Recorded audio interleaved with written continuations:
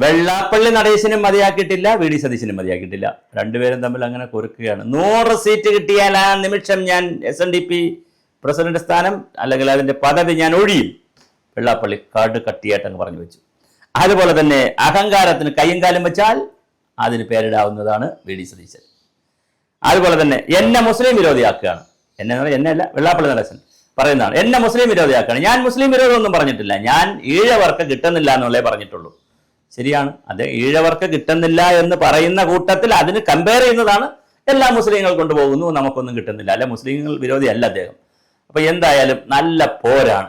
ഇതിനിടയിലാണ് BJPയുമായി കൂടുതൽ അടുക്കുന്ന രാജീവ് ചന്ദ്രശേഖറുമായിട്ടുള്ള മീറ്റിങ്ങുകളും പരിപാടികളും. രഹസ്യ മീറ്റിംഗ് ഒന്നും അല്ല കേട്ടോ, പരസ്യമായിട്ട് അവർ കാണലും സൗഹൃദവും ഒക്കെ വലിയ വാർത്തകൾ ഇങ്ങനെ വന്നുകൊണ്ടിരിക്കുന്നു. അപ്പൊ തെക്കൻ തിരുവിതാംകൂറിൽ അല്ലെങ്കിൽ തെക്കൻ കേരളത്തിൽ എന്ന് പറഞ്ഞാൽ തിരുവനന്തപുരം, കൊല്ലം, ആലപ്പുഴ, ഒരു പത്തനംതിട്ട, കോട്ടയത്തിന് താഴോട്ട് എന്ന് പറഞ്ഞാൽ ഈഴവാസിന് നല്ല സ്വാധീനം, SNDPക്കൊക്കെ നല്ല സ്വാധീനമുള്ള ഒരു 4-5 ജില്ലകളിൽ SNDP ശക്തമാണ്. അവരുടെ തീരുമാനം എങ്ങോട്ടും അറിയാം. വെള്ളാപ്പള്ളി പറഞ്ഞാൽ കേൾക്കൂയില്ല എന്നുള്ളതൊക്കെ പഴയ കഥ.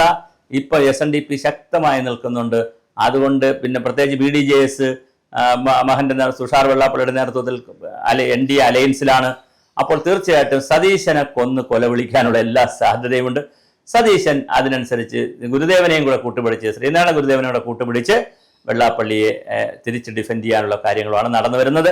എന്തായാലും വെള്ളാപ്പള്ളി കഴിഞ്ഞ തൊടുപുഴയിൽ വളരെ മോശം വാക്കുകൾ ഉപയോഗിച്ചുകൊണ്ട് പന്നനെന്നും പരമപന്നനെന്നും തറയെന്നും പറയുന്നു ഒക്കെ പറഞ്ഞ് വളരെ മോശം ഭാഷാ നിഘണ്ടുവിലെ മോശപ്പെട്ട വാക്കുകൾ ഉപയോഗിച്ചുകൊണ്ട് വീരപ്പൻ എന്നൊക്കെ പറഞ്ഞ് വീരപ്പനെ വെച്ച് വല്ലാത്ത രീതിയിൽ വി ഡി സതീശനെതിരെ വർത്തമാനം പറഞ്ഞു. അപ്പോഴും വി ഡി സതീശൻ ഒരുപക്ഷെ അതൊരു സാമുദായിക സംഘടനകളായിരിക്കാം, കുറെ സീറ്റുകൾ കിട്ടുകയാണെങ്കിൽ അത് കളയണ്ട എന്നായിരിക്കാം വി ഡി സതീശൻ രാഷ്ട്രീയമായി തിരിച്ചടി വരുമെന്ന് അറിയാം.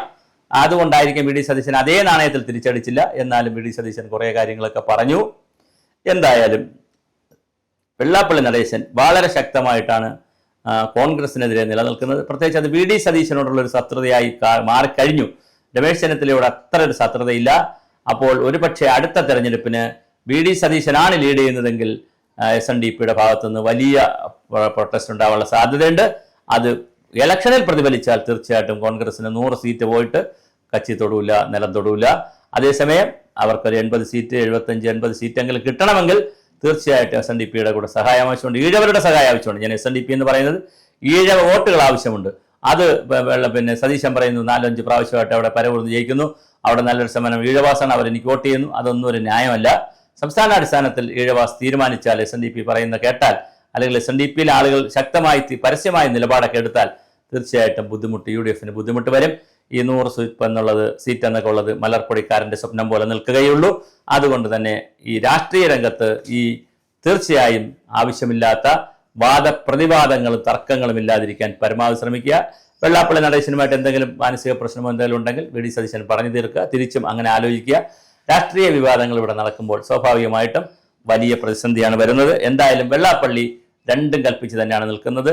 വളരെ മോശം ഭാഷകളിലാണ് വി ഡി സതീശനെതിരെ പരസ്യമായി നിലപാടെടുക്കുന്നത്. അതിൽ നന്നായി കയ്യടിയും കിട്ടുന്നുണ്ട്. അദ്ദേഹം പറഞ്ഞു, ഞാൻ 88 വയസ്സായി 89ലേക്ക് പോകുന്നു.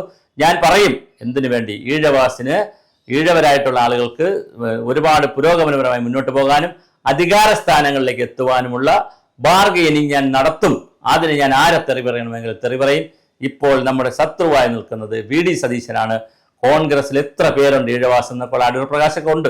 എന്നാലും ആ നിലയിലുള്ള ചോദ്യങ്ങളൊക്കെ ഉയർത്തിക്കൊണ്ട് വളരെ വലിയ തോതിലാണ് വെള്ളാപ്പള്ളി നടേശൻ ആഞ്ഞടിച്ചിരിക്കുന്നത്. സതീശന് മോശമല്ല, ഭാഷ കൊണ്ട് മിതത്വമാണെങ്കിലും പറയേണ്ടത് അദ്ദേഹവും പറഞ്ഞു കഴിഞ്ഞു. എന്തായാലും കേരളത്തിന്റെ രാഷ്ട്രീയ മണ്ഡലത്തിൽ വലിയ അശ്ലീലങ്ങളാണ് സംഭവിച്ചുകൊണ്ടിരിക്കുന്നത് എല്ലാ രീതിയിലും നോക്കുമ്പോൾ. കാരണം ആവശ്യമില്ലാത്ത പ്രതിവാദ സംവാദങ്ങൾ നടക്കുന്നു. ഇതൊന്നും മനുഷ്യന് ഗുണം ചെയ്യുന്ന കാര്യമല്ല. ഇവിടെ ഏറ്റവും അടിസ്ഥാനപരമായ നിരവധി പ്രശ്നങ്ങൾ ഈ സമൂഹത്തെ നേരിടുന്നുണ്ട്. അതിനെക്കുറിച്ചുള്ള ചർച്ചകൾ ആരും ഉയർത്തിക്കൊണ്ടുവരുന്നില്ല എന്നുള്ളതും ഈ കാലഘട്ടത്തിന്റെ ഒരു ദുര്യോഗം തന്നെയാണ്.